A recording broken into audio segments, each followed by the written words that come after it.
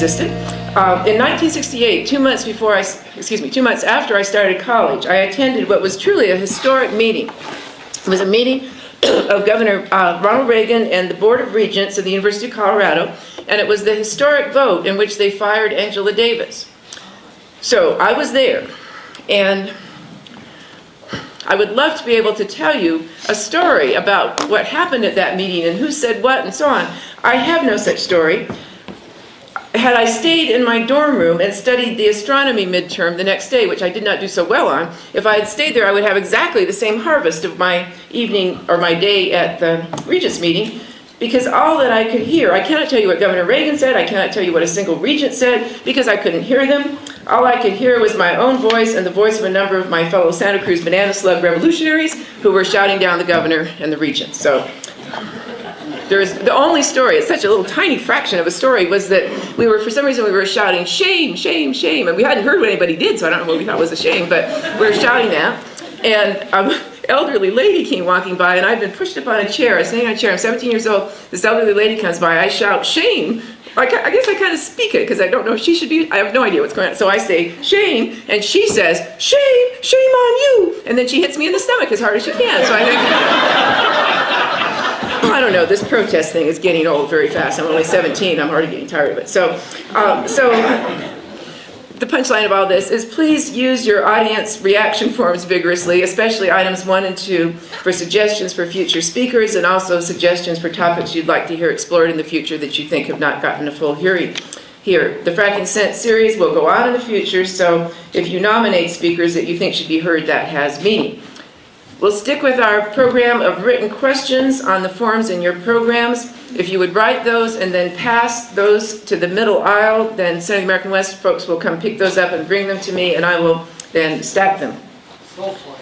So that is another way of saying that if you have very strong objections to that, as one lively gentleman did at our last session, he pointed out that there are lots of smart people in this room, and that's exactly the point, that if I get the questions in writing, I can make sure that every question is attended to. So that's the goal with that. And yet I would also say that if you have better ideas about how to conduct these gatherings so everybody's curiosity gets attended to, I'm for it. But you'll have to come speak to me, make an appointment, or give me a call, or stop me and tell me, or stay a little bit today and tell me what that would be. I would love to have 2-day workshops of these with these visitors and really talk through things, but having what we have now of an hour and a half or a little bit more than that, this is our system. So, our speaker tonight is Kirby Wynn. He is Garfield County's oil and gas liaison. In that role, he works with residents, industry, and government agencies to address topics ranging from odor, traffic, noise, and water quality concerns involving natural gas development. He sees himself as a convener, bringing, as the quotation from him in the program says, the right people together to discuss and resolve potential concerns. In an earlier phase of his career, Kirby Wynn owned a water resources consulting business, Wynn Environmental, and he also served as the studies chief in Western Colorado for the U.S. Geological Survey, managing a team of hydrologists. As Garfield County Oil and Gas Liaison, Kirby Wynn has been positioned in a remarkable place to observe the on-the-ground experiences of the oil and gas boom and the responses of the communities to new challenges and unsettling changes. If he has figured everything out about natural gas production and has all the answers, he will be the only person on the planet who has achieved this status. But he is an alert and astute and reflective participant observer, and I know we will all be better informed and better grounded as a group of citizens after we have heard him speak about his experiences and his understanding. So, thank you, Mr. Wynn.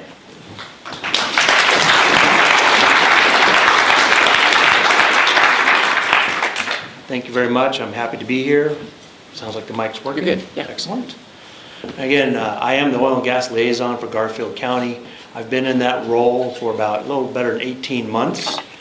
And I'm happy to be here tonight and to discuss with you and what you may see through the presentation, as far as the perspective I tried to bring or the audience I'm trying to reach.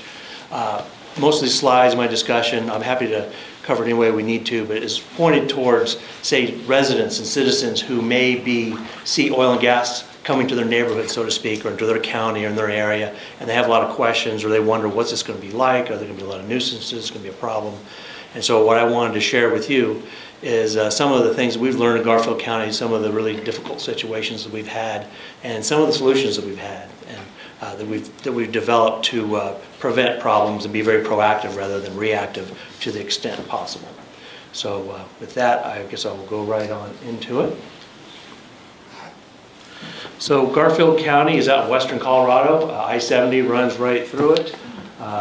This is a map of most of the western half of the county. This is Interstate 70 through here. Rifle is right here, kind of in the middle of the county. And this sort of shaded area you see here, that shows the aerial extent of the Piance Basin, as they call it. That's a geologic basin, and that is the target area within all this area for the oil and gas development. The eastern edge of the Piance Basin is, if you all know where Newcastle is, which is just about 10 miles or so west of Glenwood Springs, and it's what's called the Grand Hogback. That kind of roughly is the delineation of the eastern extent. In Garfield County, this is a map of the entire county. You have Glenwood Springs here off to the east. The previous map was kind of cut off about right here. And these little black dots, if you can see them, some of you are pretty far out there, those are oil and gas wells. They're sort of larger than life is for display purposes today. But there's about a little over 10,000 gas wells throughout Garfield County. These little red lines here are some of our early horizontal wells. It shows the trace of where we had a little bit of horizontal activity. Is that mic not quite working right? When you change toward the slides, when we can't hear you. Maybe if I turn my whole body, I'll do that. I'm trying not to turn my back to you or leave my body. I'll try not to point out too much. So in Garfield County, at current time, we have 12 active drilling rigs, and these are the rigs that are actually drilling the natural gas wells in our area. And in Garfield County, really all of the energy development play, as it were, is really targeting natural gas, what they call natural gas liquids. But it's really not a crude oil type of situation up there. It's really natural gas. And again, you can see, let's see how we work this. A lot of our wells, if you go through I-70 on an average day, because this is where a lot of activity, it seems to be centered kind of near Interstate 70. It's not hard to find where the activity is. You can see those drilling rigs out there, and certainly at night you can see them, the big white Christmas trees, as it were. So our annual drilling activity, we've been, at times we've had half or more of the oil and gas activity ongoing in terms of the drilling and the completions, the more active early phases of activity around the state. Sometimes we're up to 50%. We're now more about 20 to 25% because a lot of the operators are now working in eastern Colorado, in some of y'all's areas, I'm sure, going after actual oil rather than natural gas because of the price differentials and the opportunities. But anyway, dating back to about 2000, this graph shows on the far left side, we had about 190 wells were drilled in 2000, and then we had a peak. You can see that sort of ramping up from the left side up to the right. We had a peak of about almost 1,700 natural gas wells were drilled in 2008. That was our peak. And then here in recent years, it was 700 to 800, and then last year actually really it dropped off. 498 wells were drilled in Garfield County, natural gas wells. And then we're off to a little bit slower start so far this year. So the point of showing you this graph is just to give you a sense of the level of activity and the experience that we've had in Garfield County of experiencing the good, the bad, and the indifferent effects from oil and gas activity, from economic to quality of life, that sort of thing. So we've seen a lot over the years. This is kind of a busy chart, but what I wanted to show you basically was when an operator will come in and they're going to do some oil and gas development. As a liaison, somebody trying to understand where all the moving parts, because there's lots of trucks moving around, lots of water, rigs moving around every month or so, different places. So there's a lot going on, and the challenge as a local government designee, which I am as I represent the county with the Colorado Oil and Gas Conservation Commission, but also as the liaison, which is really more working with the community. The challenge that I have, and where we've really done the best over the last few years to improve things, is to work our way through a very complex web of contractors. You have your operator, that would be the main energy company that owns the lease and is hiring other folks to work on the drilling and the completions and the production and everything goes with it. And so when this is going on, you have the drilling company, and so a lot of times your operators don't actually own their own rig, that sort of thing. They'll hire a drilling rig a drilling company, and they'll have a rig, and they'll have a staff, and it'll include welders, people with expertise in aiming the drill bit to be directional or horizontal, that sort of thing, as well as people that will manage, take care of if they have to have temporary housing out on site, the drilling mud companies, drill bits, drill pipe suppliers, crane operators, it's just everything under the sun. And then you have construction companies that are involved with excavation, equipment setup, cranes, water well drilling in the area, road construction, local pipeline construction, that sort of thing. And then you'll hire the companies that do the hydraulic fracturing. And so they have a lot of truckers, and of course they're handling the water and bringing in the water, as well as they may have their own temporary housing, or they may have their own impact in the community in terms of competition for housing and that sort of thing. And then you have a lot of other companies, again, water trucking, well logging, the finishing rigs that come in to do the final phases of the development of the well, as well as security personnel. So it gets complicated at times, because when you have, say, well, we have 12 drill rigs we're running right now. Right now it's fairly simple because we only have 3 energy companies. In the past we've had 8 or 9 energy companies and up to 70 drilling rigs, like in 2008 throughout Garfield County. That was a lot more moving parts, and so we had a real opportunity to learn the importance of building these relationships throughout all these different layers, primarily with the operator, but we work our way into these other layers too, to communicate the concerns and the needs of the community, and to develop some processes that are most protective and respectful of the neighbors that live out there where the oil and gas development's occurring. But it most definitely, it can be complicated at times. The drilling process, and I've never worked in the energy industry, I've never hydraulically fractured a well or managing sort of those processes, and so I don't have that experience. I'm not going to describe to you in great technical detail, or probably even serviceably, the drilling process and the complexities and the safeguards and the best management practices that are put in place now as compared to what was done 40, 50 years ago. But as I looked at the seminar series, and some of you, I don't know, has anyone been to 2 or more of these talks, or are you all new? Okay. So from what I understand, I don't think anyone's really showed too much about the actual drilling process. There's been different angles and aspects of things. If I'm wrong, you say so, and I'll go even faster. But basically, the drilling process, this just shows a blow up, and it's just very much magnified. But if you have a well that's hydraulically fractured, and this blow up here is for a horizontal well here, you get these little fractures, and then you have your pipe coming through here, going up. This same thing for wells that are more like what we do in Garfield County, more of a vertical type of well. Then you have these fractures going into the formation. Drilling process continued. You have your well bore, and again, I will point out that these slides, the vertical scale on them is much exaggerated. The distance from the aquifer is this little thin blue line here. It's much more compressed, as if it's closer than it really is. If you had a true scale, it would be much further away. But anyway, you have your well bore coming down, and what they'll do is, again, this is exaggerated, but you'll have your surface casing, and this is where you have your casing, your cement, and it goes well below the local aquifer area to protect those waters as the rest of the activity occurs. Then they go on with the rest of the development of the well, and essentially what you'll have is, in this case, you have a producing formation down here at depth, maybe 8,000 feet, 10,000 feet in Garfield County area. You have local water wells, that sort of thing, up to possibly 500 feet or so. They're not too deep in Garfield County, so a pretty good distance between them. And you have these protections, you have the cementing, you have the pipe, you have these production pipes, and you have these blockages there that basically forces the hydrocarbons to come up and to not impact the shallow surface. This is the way the designs go. So what accompanies drilling? And so again, in Garfield County, and again, my role, the things I look at and that I deal with, and someone might call and say, hey, you know, there's a lot of noise outside my house, or some dust or something. I want to just sort of show some pictures and talk a little bit about what accompanies some of our activity. So basically you have your drilling rig here, as one in Garfield County, and then there's your point of production, say, so you have all that activity going on right there within this well pad. It might be an acre or 2 acres. Then you have your gas gathering, your pipelines here, and your compression systems here, as well as gas treatment facilities to prepare this gas and ready it for market, to do the pre-processing that they need to do, that sort of thing. Another thing that accompanies oil and gas drilling, of course, is pipelines. It's a little bit hard to see if you're in the far back of the room, but this shows some of the regional pipeline networks to deliver the gas from here's the Piceance Basin over here out to market. Up to the northwest, off to the east.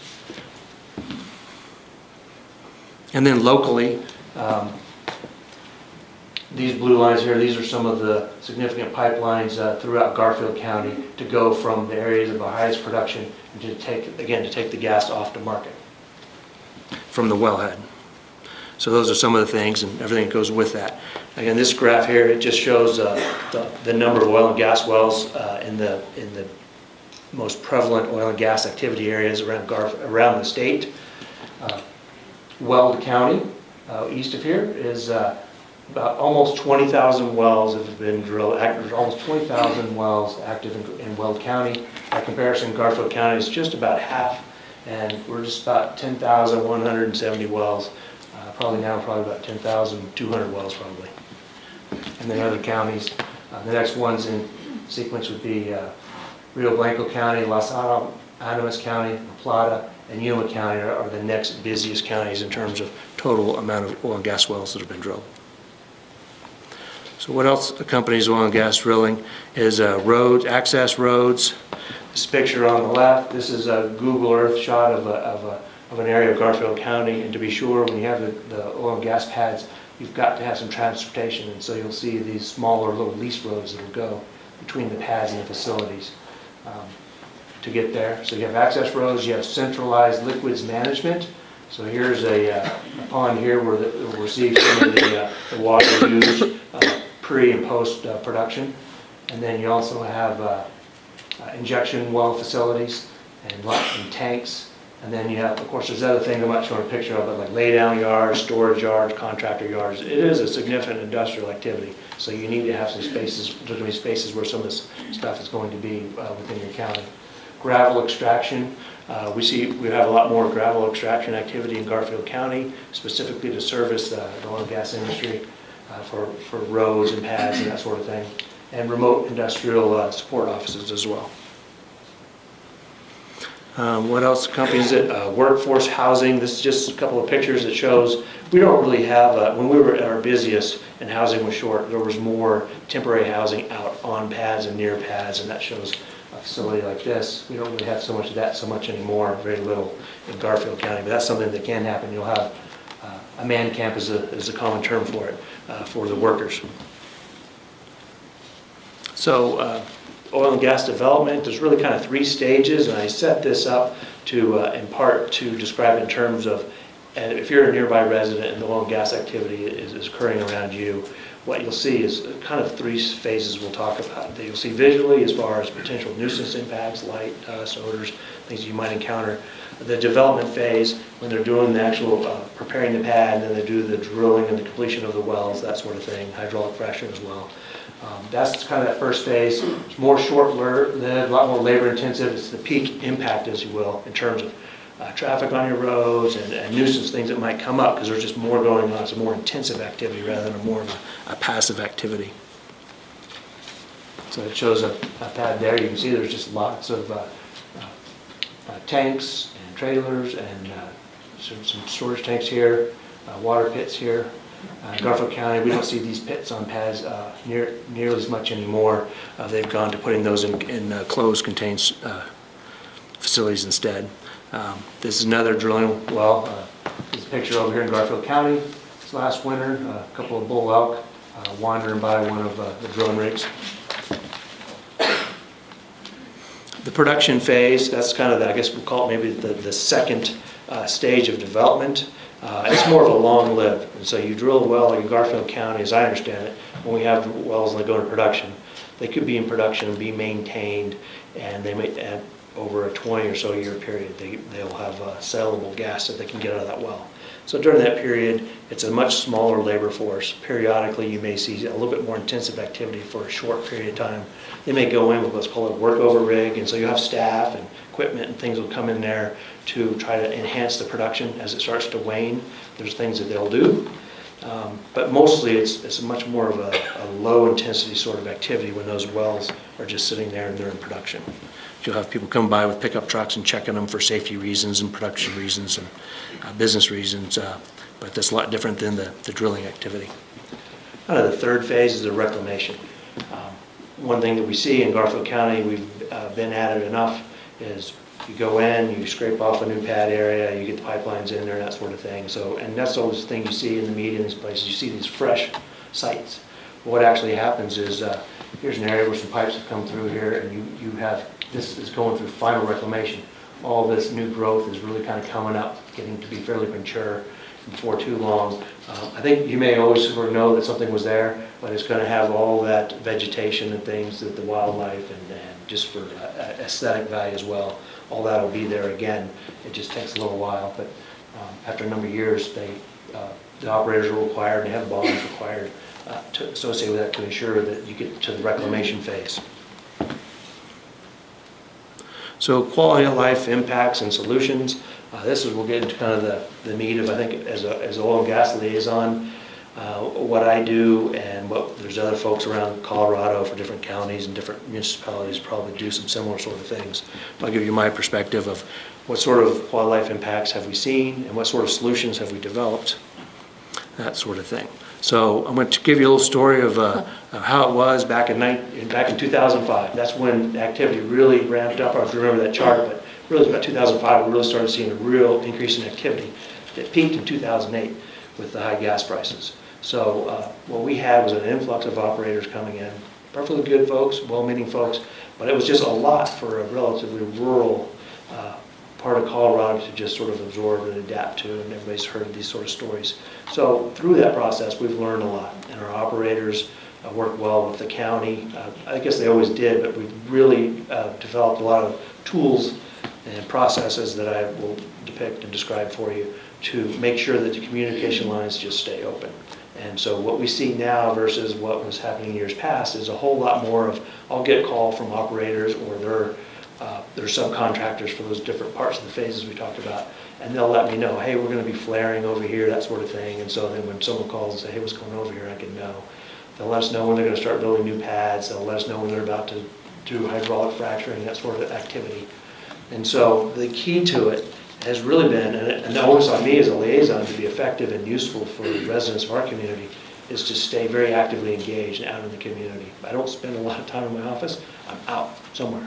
I'm with some people. I'm with some operators somewhere, learning what I need to learn, and bringing people together when something comes up, and certainly quality of life sort of things come up. This actual picture we have right here, this is south of Solt, Colorado, just south of I-70. And what you have here is you have a drilling rig, and you have a couple houses right here on the hill. There's actually a couple more over here. And in this case, when this rig was drilling, this house right here, I got a call, and this is a time of year when it was dark at 5 p.m. I got a call at 5 p.m. saying, you know, I've kind of had it. I said, these lights are shining in my bedroom window. It's on the back of the house. We're trying to put foil on the window. And what we have is a resident that, it's a shame we didn't get a call sooner. We would have fixed it sooner. But anyway, when the resident called, they were very frustrated. And so I called the operator as the head guy for their whole Peonce operation. I called, and we have, and all I'm going to talk about this, we have 24/7 access to the operators, and you get somebody to pick it up on their cell phone. And so he picked it up. We talked, and I told him what it was. He says, let me call the guys out in the field. We'll go out there. He sent me a picture, I don't know, 70 minutes later, something like that. And he said, here's the before, and here's the after. And what we had was, you could just see this whole house was lit up. And then, within just a little over an hour, they had just adjusted our lights. It was a simple thing to do. It was just a matter of, hey guys, I'm over here, I'm having an issue, I really need some help. And then you had this sharp line here, and the light went to here, and all this was dark. And I got a call from that same resident. I realized the email was coming in. She goes, I don't know what you did. This is awesome. Thank you so much. You know, I said, we can sleep tonight. So it's just those sort of things. It just requires an engagement, a really high level of engagement. My phone rings. If it rings 2 in the morning, if I'm around it, I'm going to pick it up. Because we need to make sure that people are heard. Because I know that we have an experience from our operators, the relationships and the approach and the earnest approach that we see from our operators. They'll fix things that they know about. And so that's a really good thing. So Garfield County regulations. We don't have any oil and gas industry specific regulations. We do touch on them for sure in some ways that I'll talk about and just show you. But it is different from some communities on the Front Range. I hear about different communities really trying to closely manage and have their own regulatory process that really dovetails or depending on who you are, maybe conflicts with what the state role is. In Garfield County, we let the state do their job and we do our land use code process. So all industrial types of uses, land uses, whether that's manufacturing, oil and gas, are reviewed with one set of regulations with some limited exceptions for oil and gas. We no longer have what's called a special use permit, which is a more involved hearing-based sort of process to get like approval to drill an oil and gas well. That went away back in the early 1990s. Now it's a use by right left to the Colorado Oil and Gas Conservation Commission. Recent local regulatory changes that we've had just at a local level, not the state level, for natural gas is we regulate pipelines a little bit different, just depending on how many miles and what the diameter is. The Garfield County weighs in and then they'll require a permit for pipelines. And that gives our Boulder County commissioners, and I've seen them do it, they will deny a pipeline if it doesn't fit the surrounding land uses enough, that sort of thing. So there's some teeth in our regulations as well. So in short though, basically the facilities that are appurtenances or just are an absolute necessity to have an oil and gas well in production in an area, compressors, etc., they're considered appropriate in all land uses.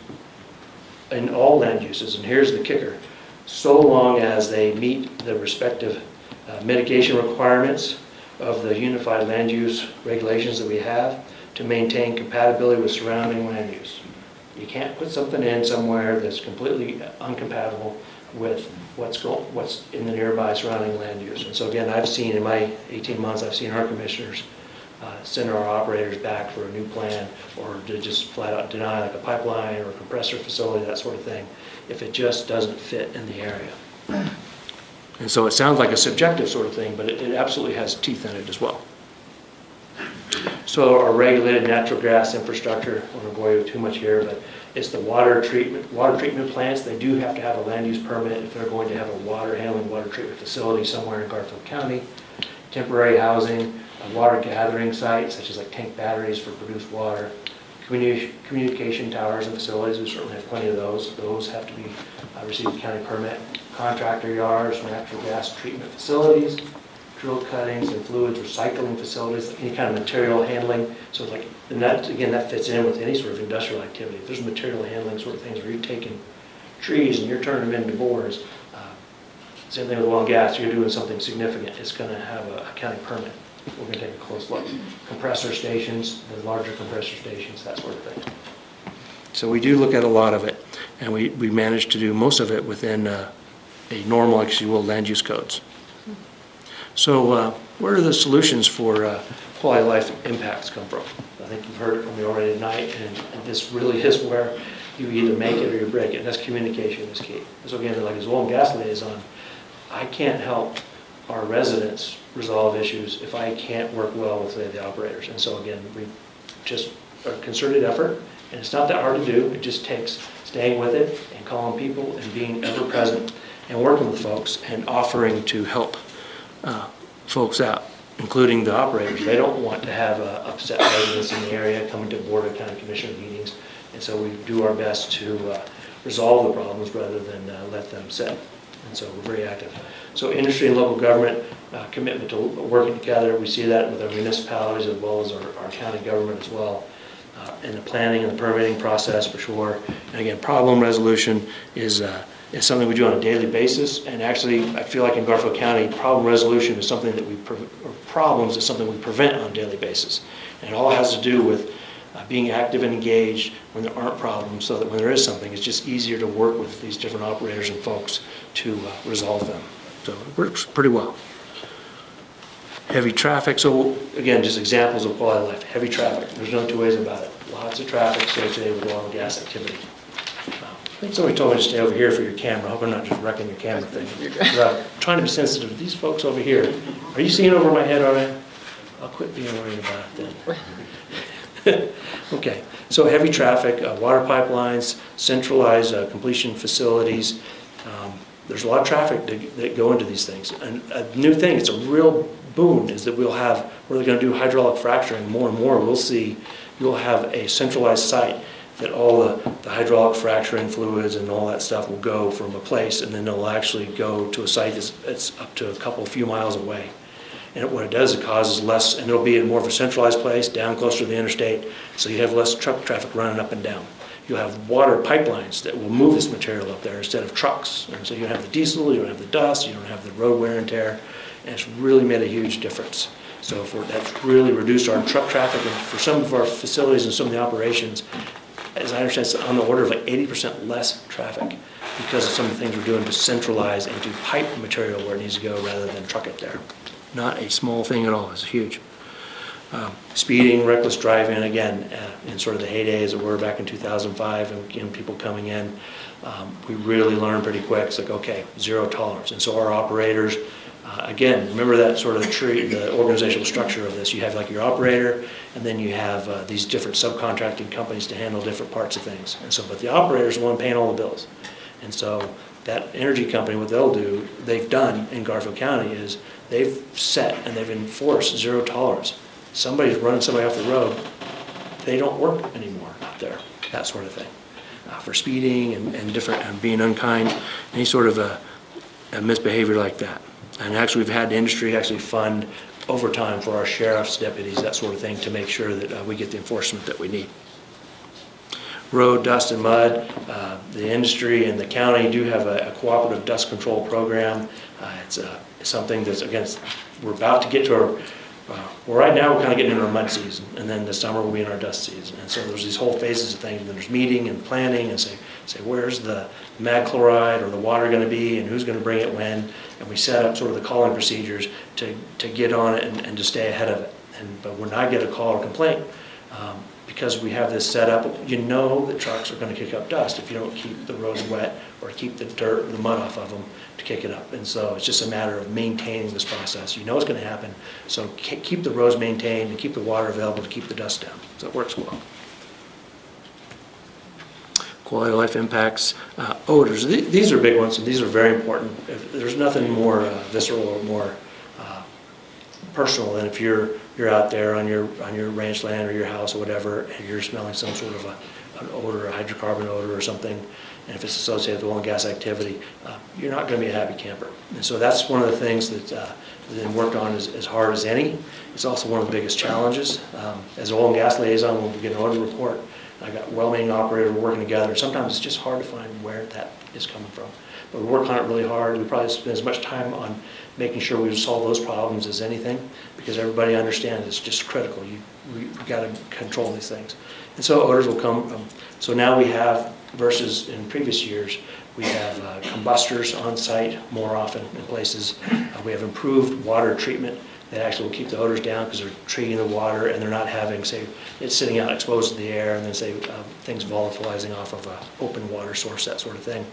Green completions, where they capture all the vapors as best as they can, and that's not just words, that's a significant improvement in their ability to avoid emissions from these oil and gas sites as compared to before with the equipment and the technology they have now. Again, closed loop drilling and completions for this vapor recovery, I guess I already mentioned. I have a picture on here. One of our operators did something pretty neat. It doesn't look too fancy, but I'll tell you what, it's pretty slick. It's this white cloth here, it's a carbon fiber.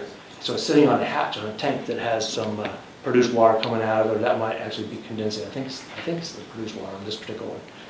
But what it does, it knocks out the odor, because if you're going to fill a tank, as you think about it, you're going to pour water in a tank. You can't just fill water in a tank and not have some escape for the pressure. The water's going to fill in, the air's got to go somewhere. And so there's going to be some that's going to go to a burner or a flare type of thing, but there's some level of stuff that's going to have to come through a sort of a pressure relief hatch. And so they've got these carbon fiber filters, and really slick, and it really has made a great difference. These things are called, I guess they call them P-tanks. And this is another thing where, again, coming off of the well, they have the opportunity to capture things instead of having to just vent them to the atmosphere or just flare them. You have these P-tanks that have some capacity to receive gas and liquids and stuff coming out of the well under some pressure and be able to capture it rather than just have it nowhere to go. And so they have some pretty sophisticated facilities to capture the stuff and regulate it and moderate it coming in so they can handle it and actually take it to a sale line rather than have to burn it off, that sort of thing. Again, for our emissions, air quality, tighter regulations on produced water management systems we have, as well as and it reduces our truck usage.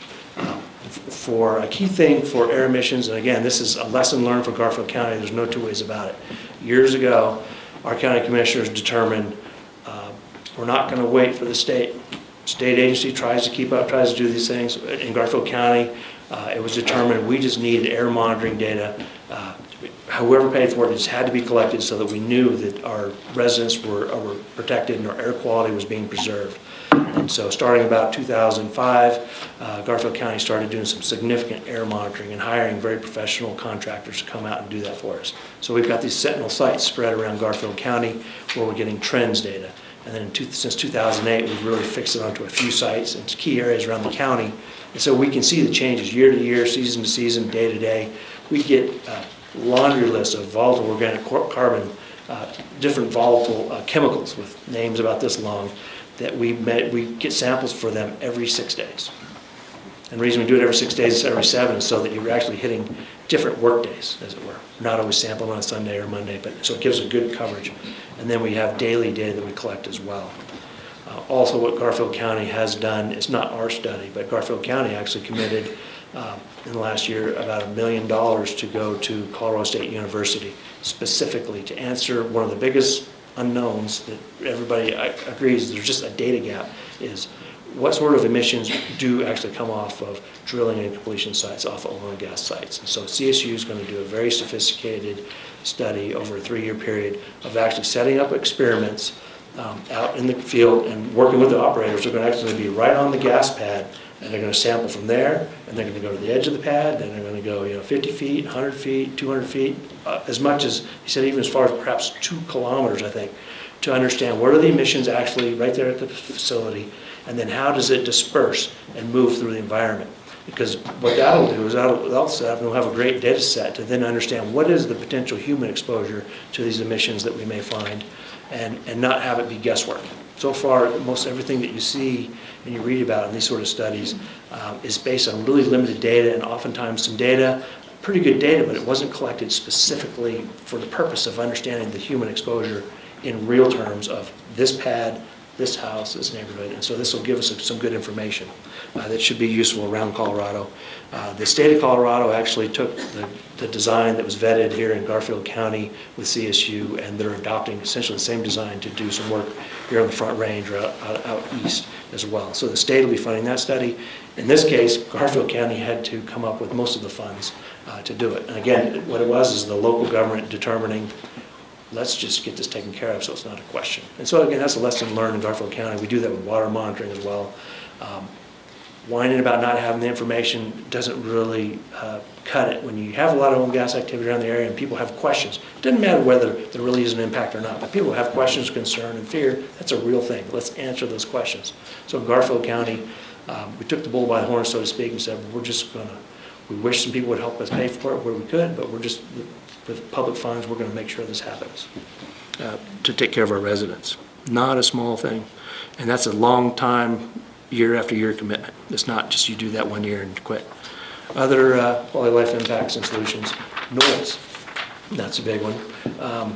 And so there's, what sort of solutions have we kind of come up with in Garfield County? There's a lot of things. What you see in this picture here actually is a sound wall. And that's, I don't know how tall it looks like to you, but that's at least 3 times taller than I am, probably a little bit taller. And there's some houses about 600 feet away, something like that. And I actually worked with one of the residents that lives right there, and I talked to the other ones. And they had worked on this site in previous years, and they report now, it's amazing. It's like, this is great. And so there's a lot of things that can be done. It costs a lot more for the operators to do these things. It's more than you might realize. But we've seen our operators willing to invest in things that will have a meaningful change and improvement for our residents. And again, as a county liaison, I'm happy to encourage that to continue and happen, and to be that barometer for our residents, to whether it's working or not, and to try to further improve things where we can. Also, there's new sound regulations to help with noise as well. And again, the technology changes, and nobody really wants to have a loud industrial process, and so the technology changes, and we see improvements in lower sound levels coming out of the same activity over time. Lights is another one. I told you that one story about the one house that was near the rig. So again, these barriers and improved site planning and new regulations, there's a lot of times where there will be stipulations where the operator will not do activities overnight. They'll just work during the daytime at times, that sort of thing, just depending on the case. But we've had a lot of improvements over time. We've had a lot of agreement and a lot of participation from our operators to recognize these issues and address them. Actually, that's that same picture again, or close to it. Industry residential interface. We have companies working with the communities in advance for better planning. Now we have our operators that actually go out in the neighborhoods door to door and say, hey, by the way, in about a month and a half, we're going to come in here. This is what we're going to do. This is what it's going to look like, that sort of thing. The recent state regulatory changes that some of you all may have read about or even participated in, I was there and I testified for Garfield County. That was a big piece, was that communication piece. Let people know what's coming so they can understand it, how long it's going to last, what kind of equipment you're going to bring in, what sort of impacts. And so there's actually a new state regulation in place to make sure it happens. In Garfield County, we've seen, and again, we've ensured through these partnerships and this communication we have, we feel like we're already ahead of the curve, and that a lot of that we see it happening. And so I'll get residents calling me and they'll say, hey, so-and-so company came by and they let me know what they're going to do and I appreciate it. And then, and if it doesn't happen, I get the other call saying, you know, I wish I would have known. And so that's an important thing. It's all about communication, and it is feasible to make sure that happens. So, bigger picture sort of things. Again, let's say you're our Garfield County residents, and you're like, you know, I need an outlet. I want somebody to talk to. I want someplace to go and raise my hand and say, you know, I feel like I'm affected by this. I'd like some help. He's raising his hand. See, good Garfield County resident. We'll take what? We'll get to the questions here I've got, at the end. Boy, have I got him here. Yeah. We're ready to go. So anyway, so in Garfield County, we have something that's called the Garfield County Energy Advisory Board. That's something that was by resolution of our county commissioners back in about 2004.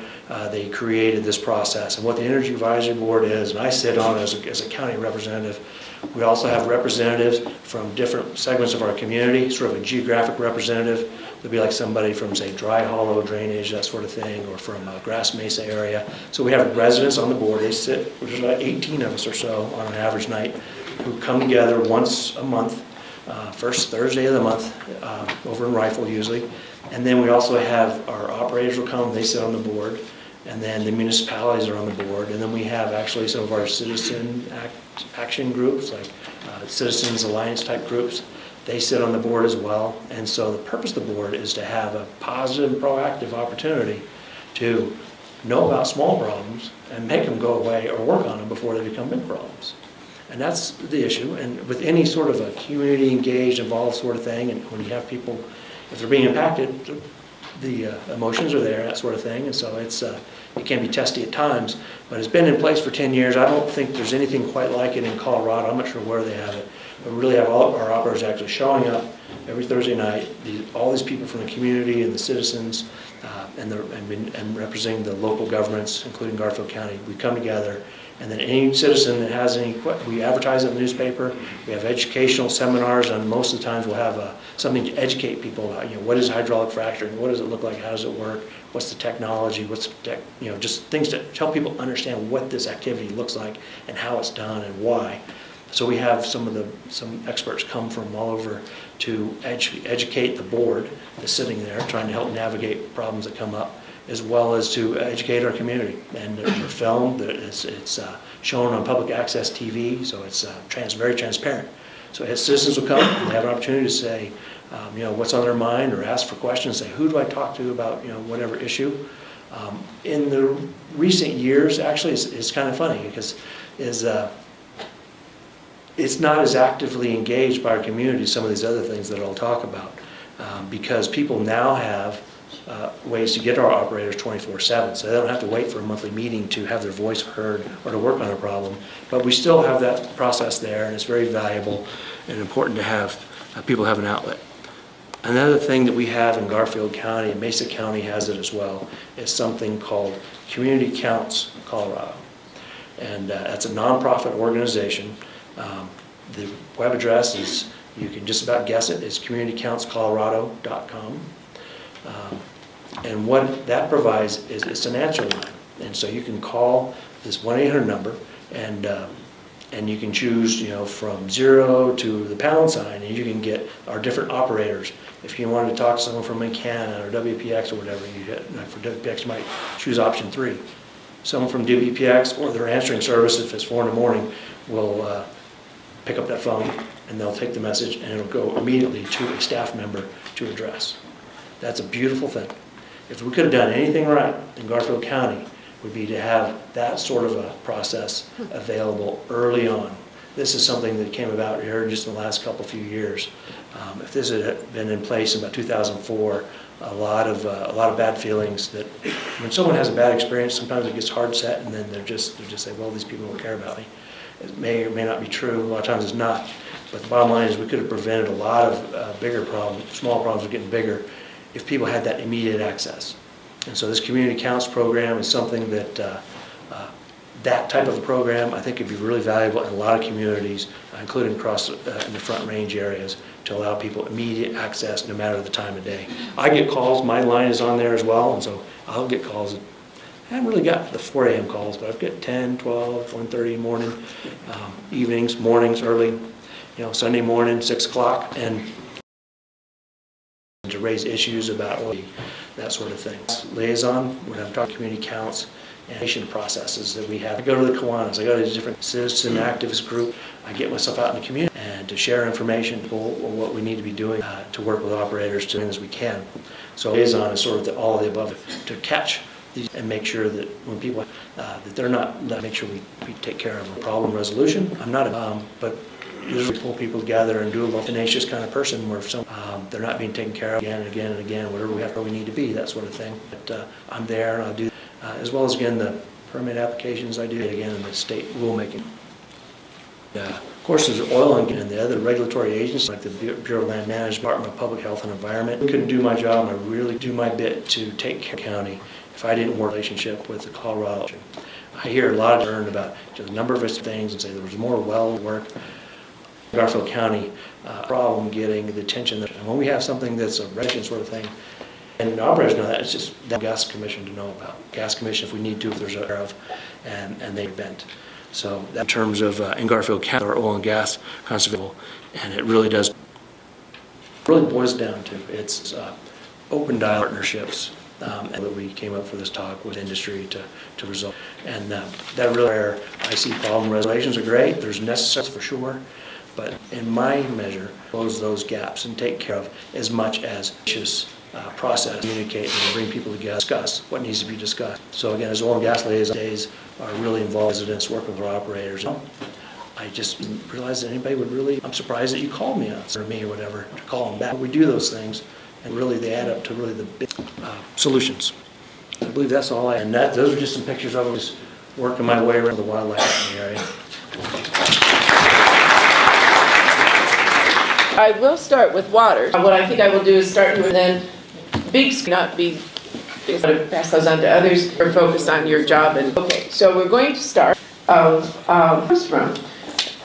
coming from fracking and other within Garfield. So where's the county water rights and water use, the question asked, and so but all of our operators when they have something from a river, usually my understanding, they have agricultural producers that they purchase or they have rights. That's what we'll see. And this is an important one. And in the country, and it differs in areas, but in Colorado, it's amazing. We've had some for doing hydraulic water that they use for that, as I understand it, and I observe cycle and reuse water. We've got operators that it's been a long water specific. What they'll do is they'll fracture all the water. Everybody's read about that. And when that flow back comes back to a facility, they'll clean up. Process so that it's then usable again. The water actually is had at our energy advisory just a few months ago. We had a couple different operators come in for use, and they're amazing. And on our Garfield County was there, and they looked at oil and gas, and they said that's one of the main things that we information on. If you go to our advisory board, you can see exactly how it's reused for hydraulic fracking, about the piping systems. Water, I'm not an expert, but it's willy-nilly about using the state regulates that. Fracking fluids, anything is harmless fracking fluid used in the fluids, and are any of the chemicals that are used, or any of this are problematic to health? As I pointed out before, I have not fracturing operations. Try to touch that. I think the expert to come in because they'd be the ones to know. Okay, this may not think. After production, and you were speaking about some of those, and especially impacts on animals, the handling of after production. Require protection, and again, that I don't, so I can't speak with great. I do see and do understand our COGC ensure that netting over, make sure the fencing, that sort of. There's protections in place. Don't contact this. Flying at an elk and whatever. What are standard casings, studies, disposal of recapture via injection wells? Good question. I'll try. That's okay. Okay. So there is a injection wells. So that's in our community centers. They go, but they are tightly regulated. Process is regulated. Authorities, I believe, but state authorities would manage that and the oversight on and use of the injection. Dust. Recent report that the dust around fracture from the sand, this has been linked to negative health issues of the county of lung diseases. Not in the health studies that we've it'd be our environmental health I have seen, and I've worked where we actually have some health go through our epidemiological data to look at health. There's nothing been noted. This is about all I know about that. Surface disturbance issues. The oil and gas industry in counties such as the Colorado rare and endangered plant companies doing to mitigate impact. Throw in my own question of have many residents who are attending to endangered plants, or anyway, so you're hearing that from. Well, I don't know about the county does have a vegetation man closely with our operators on this, including the reclamation that works in the process to say that, okay, the bond is clear. This has never been a hookless cactus. I really wouldn't know. Yeah, we're going to get here, but one that this is the curiosity person on the planet here, because they're all interesting, but those about a little bit more focused on here. It's 5. So it's really a wonderful. We already did that one down already, and that's I think following on top. Is there anything that you would add about, or in terms of state Colorado River, and that the answer is. Understand the question, but if there's a white picture of water that you want. Liaison, that's. And this site's not so much jurisdiction mass overseas. Well, that do if you did have jurisdiction. No. What about earthquake? County with resident concern. I have not heard earthquakes in Garfield County, so. What about effects on? Other than what I can. Now we're coming to territory that I think is well, it's certainly important to the parachute. Can you give us any updates? And similarly, why are at a different angle spill near Parachute Creek? I can try to answer that. That is being managed by Colorado Oil and Gas Conservation Act, Department of Health, as well as the USC. The question was, why was it not? I don't know the update. And actually, the paper has been pretty active. Conservation Commission has been press notices of the state almost, as that they are in on what the source is. It doesn't appear open valve something. It's or maybe something happened. I'm not the expert on that. We're going to Oil and Gas Commission. There's this Thursday, and so it'd really be best commission to give this. It's under investigation clock to understand the creek, which they have so far. These chemicals have. According to this data that gets collected daily, visual inspections. Is there a Garfield pond between drill rig and same as the state COGC? The state, we don't have or sits on top is on the setbacks. We looked at this very closely that was just complete when they finally signed sealed and delivered regulation, which is 5, and there's closer given certain permit. In Garfield areas to be 150 feet. Back a number of years, rare that any operator a well pad near is close to it was just small fraction actually. So it hits you over the head. Go, gosh, this is right at these state well beyond. There's been an observation. Found about how the and land values. In economic study, in that study. Read it in a couple of months. What we found is that stages of development, according to the model of the study, it showed in the values, if you're a lot of activity, when you get to those other stages where nominal activity, where it's not visible, you don't have the light, it's a well pass it. You'll see it if you're on level land. You see the recovery, and it's to surrounding areas that have some sort of a dip, and a significant recovery, and that seems as that more intensity, it's just less of a, and that's according to that it is available on the Garfield County website. Okay, frequency and complaints that the county receives. Frequency is, I've been there for 18 with they've been few rare relative doctors. I go around, I talk to everybody else. An interesting aspect of chasing out these nuisance issue, if somebody has a very individual experience, tightly all close together, and so something, and I go to all the other, like most of them say, well, no, it's tough, but we take everything, for sure. There, nuisance complaints, murder, dust issue. Which I'm actually stress as a, so especially for people who chose to, they were quieter and calmer, just the same what they had hoped for. I'm just, Dr. Cortisol is, and I don't think most people, I don't know if that's about international trade, you could do that. How, I have a question for you to, where's stress in the public? Grab this one. In the public health picture, a lot of things, but not, I really wouldn't know how to really meaningful. They're disturbed by something that they happening around them when some should have. Really know how to frame that for you. What? I'm thirsty. I was right. Other than that, I'm fine. And on the results of, and I think also to do with the CSU. Okay. Our air monitoring, I'm going to break down into our air monitoring that the it's actually our study to really the purpose of those to quality. Very intense. What we found in that general is that we have very good air, no other way. So that's what we've seen sort of things, very limited levels of constituents. That's a higher, so it's not a pattern. We have very good air quality about it. As far as how the county will use emissions data from CA, emphasize Colorado an emissions study into it, and so it's not our. We're along with us to make sure that it happens. The study is to answer once and for all, so to speak, is oil and gas sites, and what are the concentrations at distance that they may find. Study was designed, and the way of providing some funding to it is in a manner that it would, as directly as possible, to do health on the heels of the study. Air emissions, what are the amounts of these that may come off oil and gas site? That's not currently. The CSU, they're the expert chemistry, and then it would be for health professionals, and then try to the implications. How to access data, water monitoring gauges, specifically real time, not. Answer that for well sites. There's about the history of your position over the years, why was that position created? Do most counties have it yourself? Boulder County Commissioners of this position, I don't know, 10 years ago. The why, I know why I'm in speak.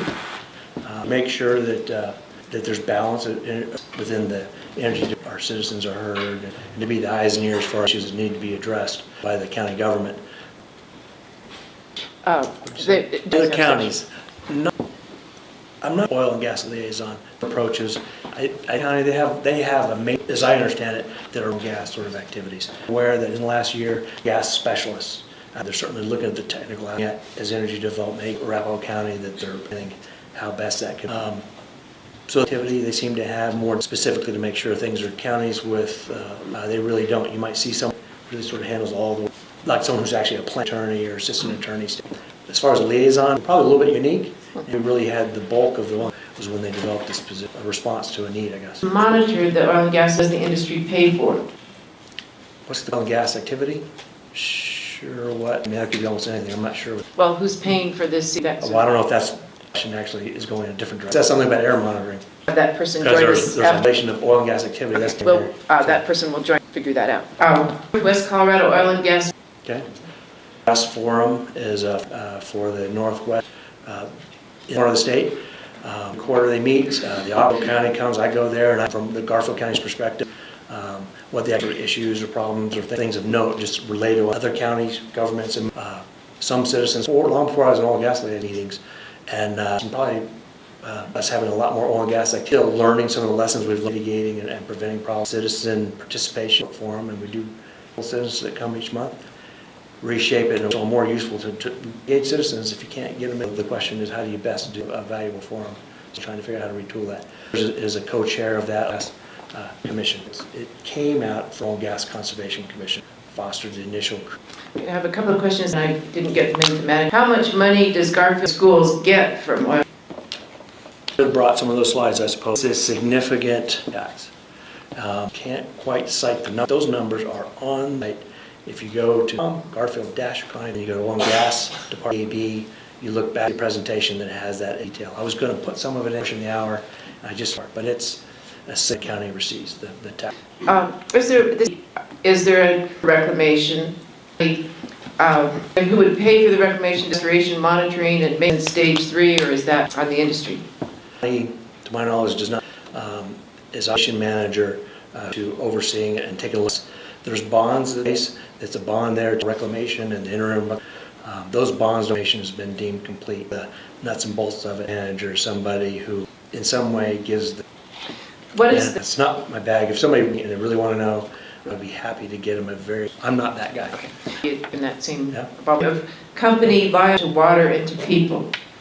The big question of one specific. Now we're going to hear maybe and then get to a couple about main areas of concern in the Garfield County area. In the Garfield County area, concern about the hydraulic.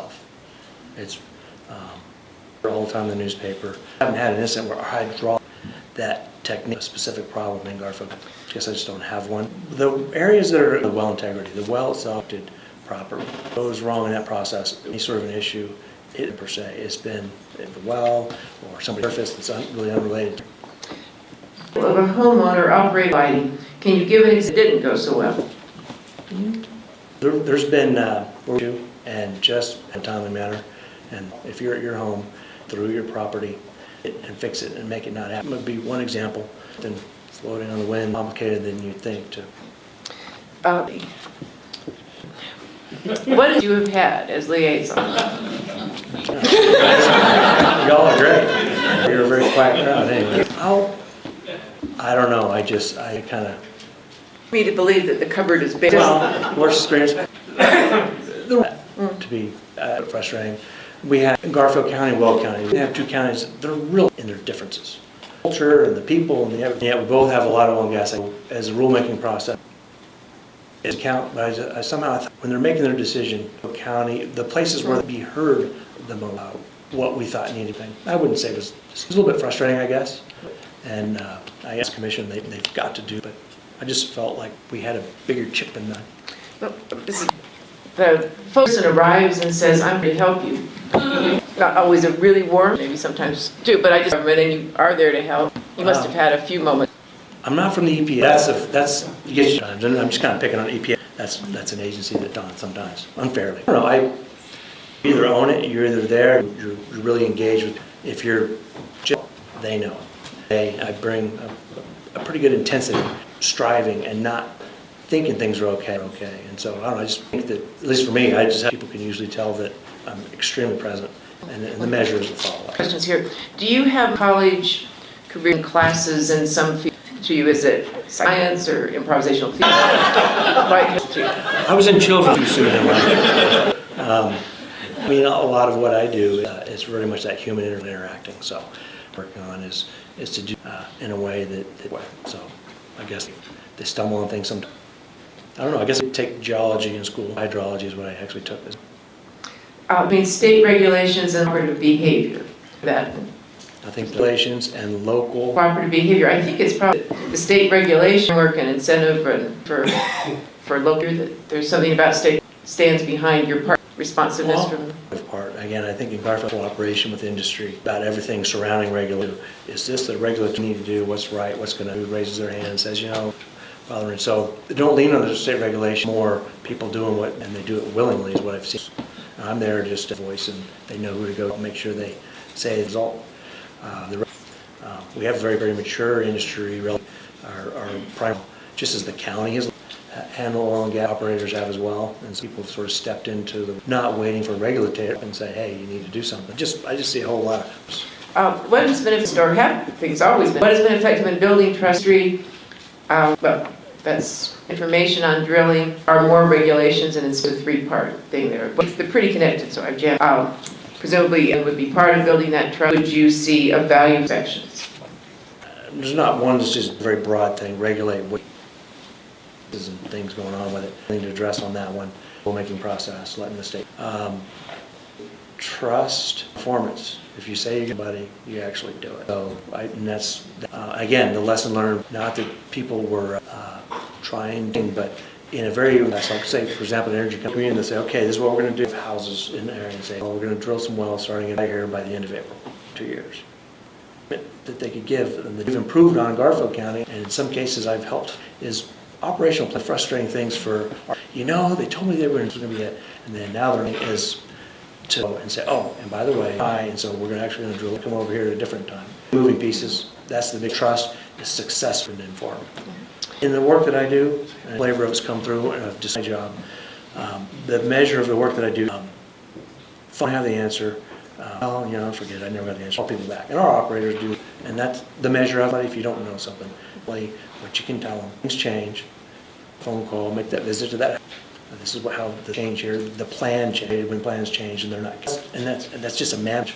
Because again, there's all these, that's what's followed through in communication. Well, if citizens from Boulder County, or two, if we all showed up in Garfield, would that, people of Garfield County would welcome? No? I get to put on my nice clothes. No. I facilitated that a lot. We've groups and learn what there's always sort of some to the operators to let people come with a glad heart and they're just going on a tour and waves a little less just to honor that sort of. I come and learn. I've never down on setting up a tour. Well.